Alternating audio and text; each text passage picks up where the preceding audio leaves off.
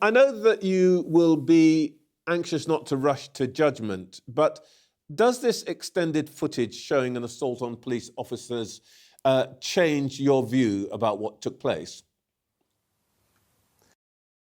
No, because I had seen the footage when I commented at length on Thursday, and I said then that it's a complicated situation, a very violent situation, actually, and that there were issues on both sides. And that's why I asked other people not to rush to judgment, because of the complexity of it. And simply, nobody out there, everyone who's having their say, nobody has got all of the facts. Nobody is in possession of the complete picture. Although this morning, Trevor, at least we've moved forward to some degree, and there is a fuller picture out there. And actually, that's helpful. I asked the question, could more be released? And because it's linked to a criminal trial, or potential trial, that couldn't be done. But obviously, it's found its way into the public domain. I don't know how, but at least that gives everybody a fuller picture. What I would say now is there's two parallel investigations here: one into some potential assaults at Manchester Airport, another into police conduct.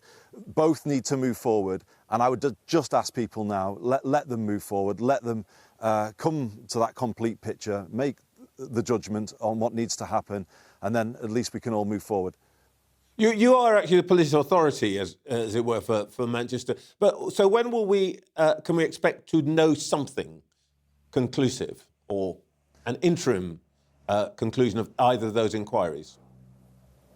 Well, I know it's a frustration, isn't it? In the world we live in, everybody wants instant conclusions, but life's not like that, is it? You know, we have in the last few days, you know, people making complete judgments on the one side or the other, you know, picking a side in this whole thing. And the truth always lies somewhere in between, Trevor, doesn't it? Is life's more complicated than sometimes people portray it to be on social media. So the investigations will have to move forward. Greater Manchester Police have issued an appeal for witnesses, because there are three stages to this. There was what happened on the plane, because that was where it would seem the whole issue began, and then in the baggage hall. Oh, so there's more to come from even before this footage? Yeah, there was a prior incident that took place. It would seem led from a dispute on the plane. There was then an incident in the arrivals area in Manchester Airport, and the footage people are seeing is then the subsequent police intervention. So, as I say, it's a complicated story, and you know, it is just frustrating for me in the middle of it, seeing everybody rushing to judgment, everyone thinking they know everything about it, and sadly they don't. The thing is, though, Andy, that we can say that there's context, but the truth is that the bit that people saw to begin with, in and of itself, irrespective of what might have happened around it, surely cannot be justified for, you know, somebody who has the responsibility and weight of being a police officer, carrying the warrant card, and so on. Those actions in and of themselves tell a story which is, as many people, I think, are saying this morning, unacceptable. It's why I said a moment ago, Trevor, that there are two investigations, and one of those is into police conduct, and that will need to move forward. I think it's difficult in the heat of the moment, when everyone is commenting, to come to a rush judgment on that. It's properly now to be done by the IOPC, and that's the fair way to do it, isn't it? And the Independent Office of Police Conduct. Yeah. Okay. Look, that will need to look carefully at that whole issue, and that will be done. Okay. Just one last point then. This, of course, has started to take on a political hue. What is your reaction to the tweet by the Reform MP Lee Anderson last night? And I'm quoting here: "These animals need locking up." Over to you, Andy Burnham. Well, what I would say is, for the reasons I've given, Trevor, you know, this is such a complicated situation. No one yet has got the full story.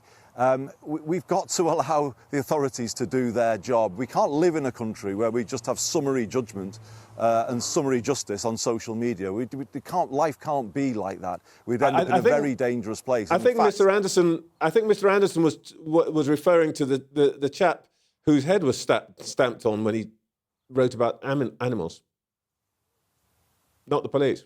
Well, he's obviously talking about the individuals who were involved. But what I'm saying is there's an investigation, a criminal investigation going on into that, as there is into the police conduct side of things. And both of those investigations need to do their job, particularly without members of Parliament, might I say, prejudging those important investigations. You know, it's one thing, isn't it, people seeing clips on social media and the public reacting to those clips. I understand that.